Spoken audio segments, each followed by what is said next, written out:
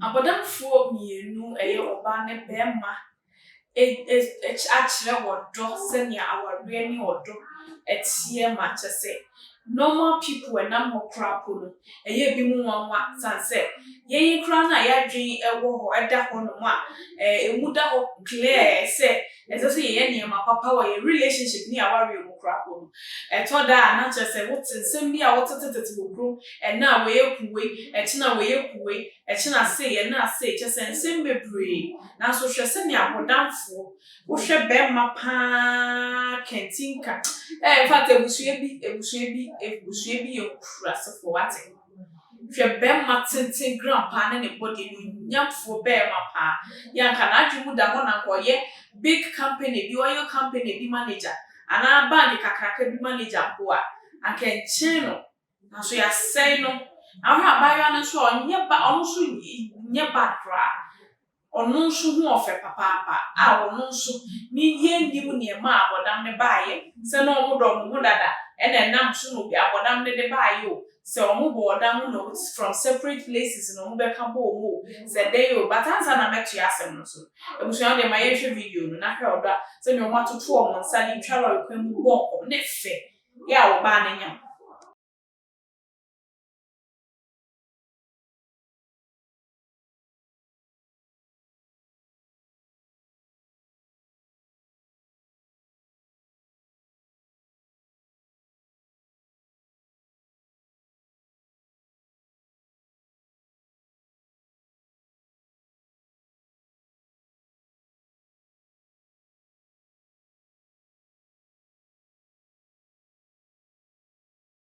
ebusia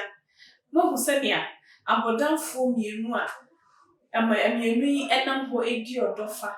ebo mo nkomo eko bibisa se nkomo ben pa na wo mo twalo requirement na so ba ne kra nyema utimi hu se enche bia woje awo ayeden awo fekeke but esanso ye mo bone mo bo owom ene se wo mu nim baby omo nanam ewo enika eba ne physical mu a spiritually no they know say omo nam baby pa but so mani so tete omo nen na obi so omo say ehi na omo nam omo hu baby omo nam sisia omo ni so tete omo nen na the last thing ombe kai time abodam ne buy baby na o wa ansa na buy that is where they will remember na me wo tema ebanse na ne ma be pie wo kumase ebanse na ne ma be pie ewo La Paz ebanse na ne gina ha se ade na me shata de we ade na me ho aye fin se me ampa na me yebo se na ne ra aye den awo enso nkrofo bi mu se mpo etimi hu so odom nia omutimi di odom ma ne yefe according to source no dia couple they say they always do everything together. They always they do everything together.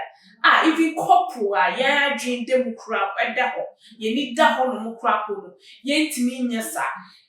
Relationship marriages bebra koso se o kan plan hwe na kwete ayete na bia se pone kese bi wa kan relationship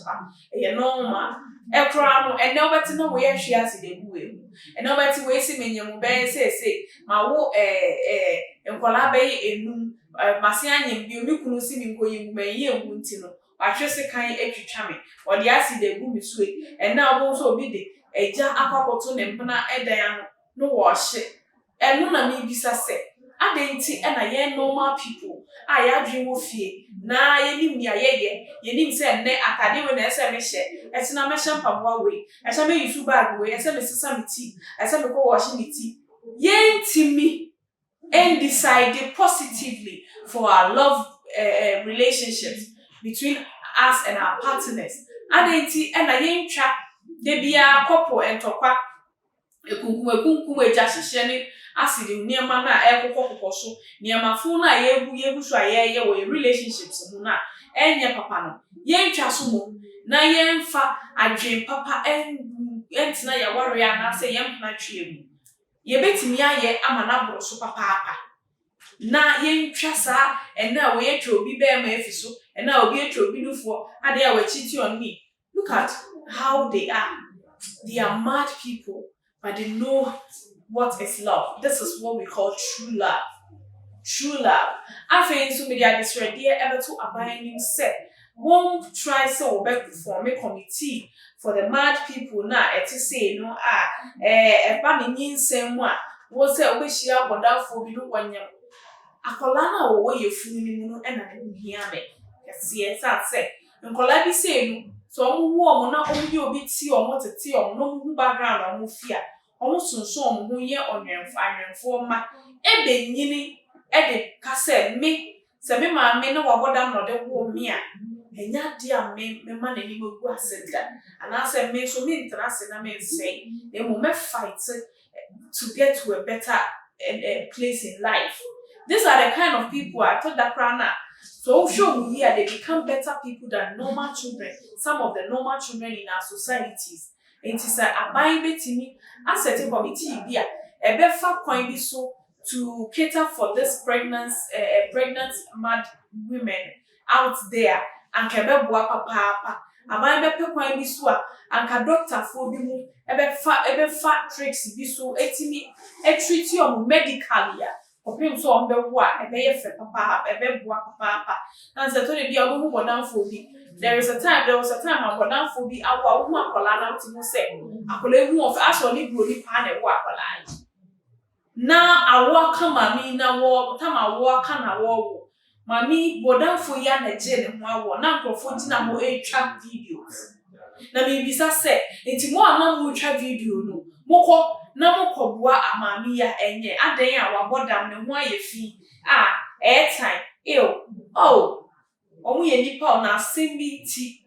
nye omu amabodam wo onenam krom nyina na ye oboboni nti eno omode nam omabodam nam krom ebi wo ho a ntwa to so bi ebi wo ho a obni ye obi a na wo mu eyi obi ehi keke nti wo sei no na neni wagu aso si ye nse ye nku emu ye be sei wo ama we nigu ase obi wo ho so a na ni ra wo re papa bi a na wo ti ase e no ba bi abeje e na enumu arahuo ne eyaw e no odi abodam e de ne nam abusuan so eni mebi a wafa na abusuan so eja ma ne nam bo nti enyo mu nyina e na ye omuboni nti no modi abodam ti mesra ban said if there could be a committee set for people like this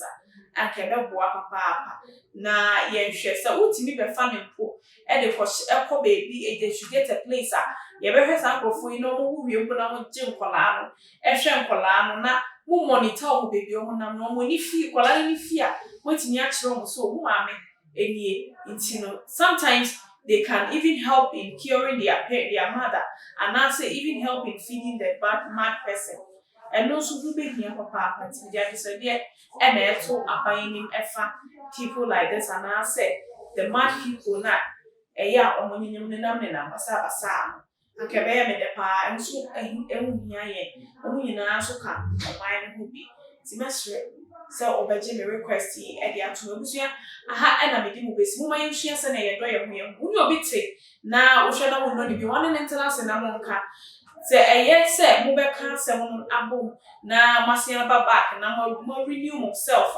better than before na my mo hwe na still emwa then you go your separate ways e wa su jesu emfa gugu ni nyama bia emma na bodafo mpo eni ododie ese me ne wo aha na me di mbesi se na me ne ka ye no idi ani akoso akoku answer aka Queen apa subscribe to your YouTube channel, follow you on Instagram, Facebook, Twitter ho here me pa na comment section as my fe na share videos e wo all social media platforms makramo that's send message ya